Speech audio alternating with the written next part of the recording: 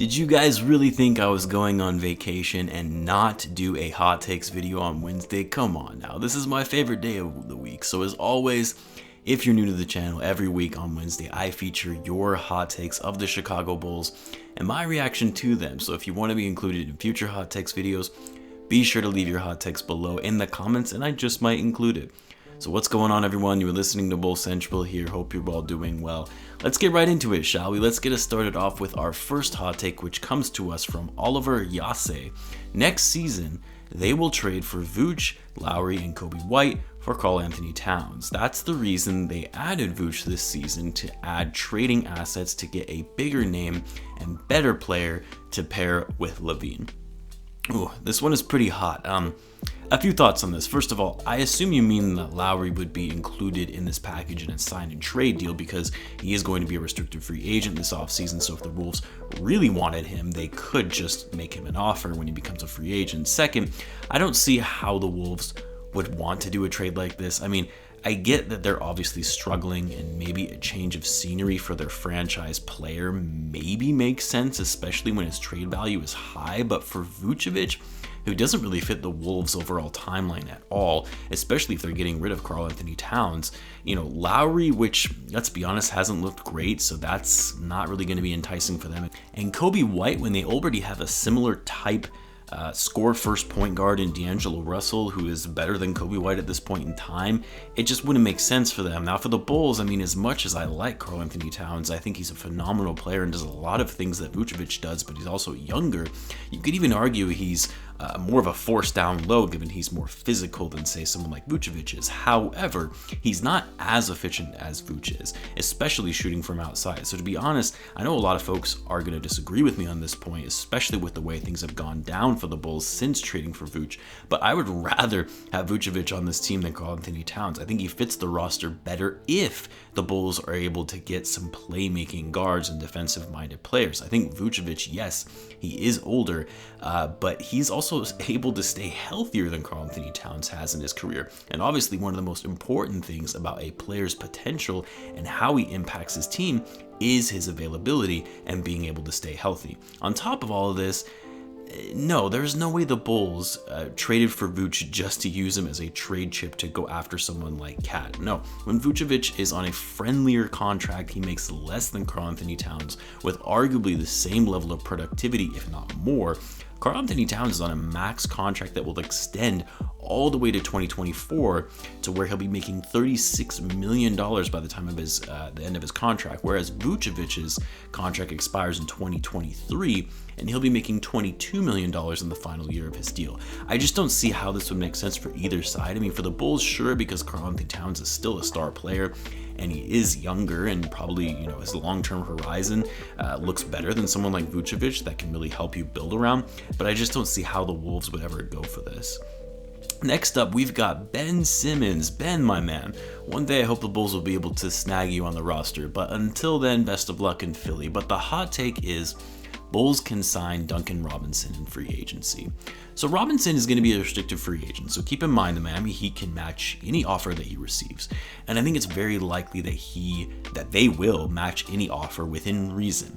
I like the idea of Robinson because he's a sharpshooter, he plays well under pressure, and he's only 27, so still relatively young and fits the Bulls' timeline.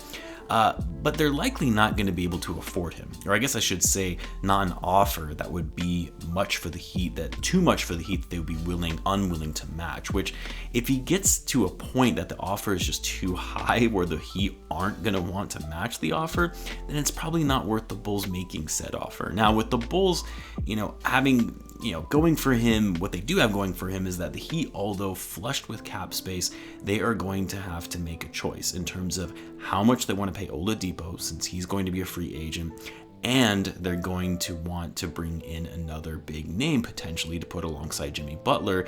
and Bam Adebayo. And keep in mind, Bam is going to be due for an extension, similar to what Lauri could have potentially received this offseason. But of course, both sides couldn't reach an agreement. So a lot of cap space, but also a lot of money that is going to be paid out to improve their roster and keep their players that they currently have.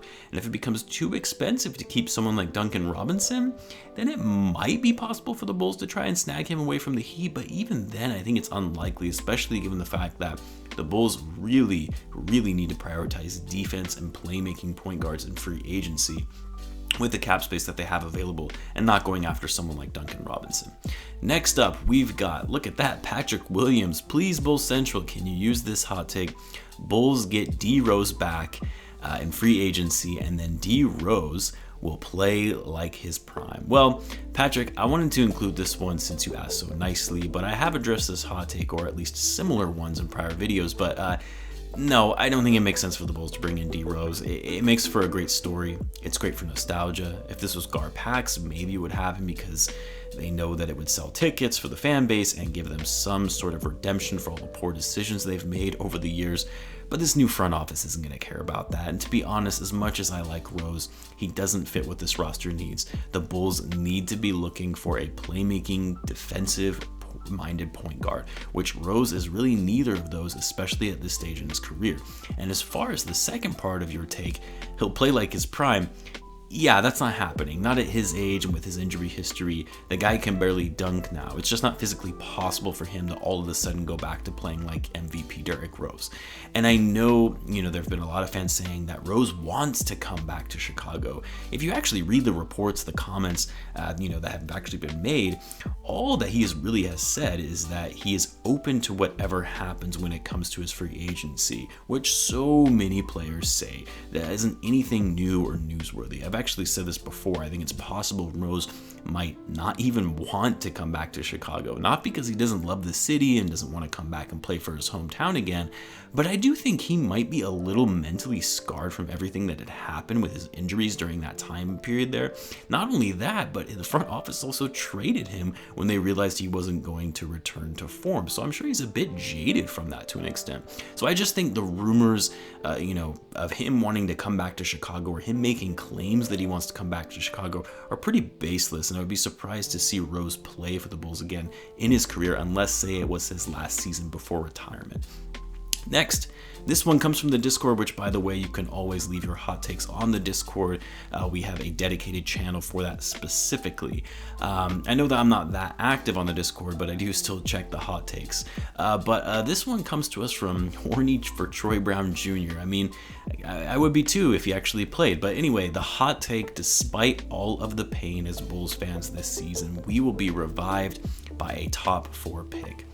I mean, obviously, this is just a matter of getting lucky for the future. I mean, yeah, agreed. It would be a huge win for the Bulls in an otherwise very disappointing season, especially if that pick ends up being the number 1 pick, just because Cade Cunningham, the expected number 1 pick, would really fit the need of what the Bulls are looking for and anticipated. And I say he's an anticipated player because you never know once a player actually gets to the NBA how they're going to pan out. But he is an anticipated generational talent point guard who can play make, score, and he's a big point guard at that, which obviously we have been seeing, more common recently in the NBA with guys like LaMelo Ball or Ben Simmons, who have the size of a forward but play like point guards, and those type of players are very coveted in this league. So yeah, if the Bulls got the number 1 pick, it would make stomaching everything that has happened this season that much easier. Let's try this one from Judgmental Doc. Bulls should trade for Clint Capela to pair him with Vucevic as the defensive powerhouse our front court needs. This is an interesting one because I've never even considered pairing someone like Capela alongside Vucevic, and it's probably because I can't think of how it would even be possible for the Bulls to pull off a trade like this. I mean, Capela is having one of the best seasons of his career. He's a Defensive Player of the Year candidate. He's been a beast on the boards, incredible at blocking shots, so his value is at an all-time high. And the Bulls just don't have the trade assets to make a move for a player like Capela, and especially since the Hawks aren't even looking to move him. If anything, they're looking to keep him and build around on the roster even further with the level of productivity that he's had this season. I mean, unless you're including Lavine in a trade package, the Hawks aren't doing it, especially when the Bulls don't have picks to include in a trade offer. So yes, I think Capela would be an incredible player to add to this roster to put alongside Vucevic and Lavine because he provides that defensive intensity that the Bulls need. But if we're honest with ourselves, the Bulls have no way of getting a deal like this completed. Let's do one more, and I may have to do another hot takes video later this afternoon, but we've got this one from Christian Venegas. Can I have a hot take for next week? Why, yes, you certainly can. I believe we should sign Felicio again. Hear me out.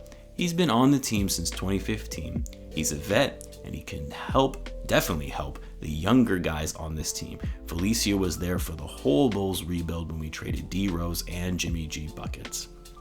Okay, let's see. How do I want to approach this as tactful as possible? Well, let me start with what I agree with, and really I just agree with them because they're facts. Yes, Felicio has been with the team since 2015. He's been there through the rebuild of D Rose and Jimmy Buckets, and sure, by definition, I guess you can consider him to be a vet. However, I do think there have to be some parameters in place to be considered a vet based on how much playing time you actually receive in the NBA. But yes, we can call him a vet, sure. Now, I actually made a video yesterday, a dedicated video on Felicio and how he really came into the league and how despite not really being a fit to be, an NBA level player, and, he's still in the NBA. So the goal behind that video was to kind of focus more on why he's in the NBA, how he got here, and how he's still here to this day. So for those that have missed it, feel free to check that one out. It was my last upload. But as far as re-signing him, I mean, why? I get that in some instances it makes sense to sign vets to vet minimums just for some experience and mentorship to younger players. I mean, that's why I think Garrett Temple and Thaddeus Young have been huge assets for this team this season. But Felicio, being that guy who can help develop the younger players, I just don't see how that would be the case because the guy has barely received enough playing time in the league to even warrant himself to be considered a mentor, right? Like generally a mentor has to be someone with extensive experience in a particular field with accolades and credentials. And Felicio, with the amount of time that he spent in the NBA, I just don't think he has that kind of credibility that young players would look to him as a mentor. Like I said in my video from yesterday, I do feel bad for Felicio because I don't think he deserves all of the hate that he gets from the Chicago fan base, because at the end of the day, he did what any of us would do in signing a contract that was offered well above your value. And he also just seems like a really nice dude, so I'm not going to completely belittle the guy, but no, under no circumstances should the Bulls re-sign Felicio. He's not going to get another contract in the NBA and will likely be going back to his home country of Brazil to play professional basketball there, which I'm sure he will do fine in that league. Anyway, I'll end it there for now. I'll see if I can come out with another hot takes video, as there were some more that I wanted to cover, but also trying to prioritize spending time with my family who are all currently sleeping. Feel free to leave your hot takes though in the comments for future videos, and of course be sure to subscribe if you're a Bulls fan, as I do post daily Bulls content. Thanks again for tuning in, guys, and I will catch you in the next one.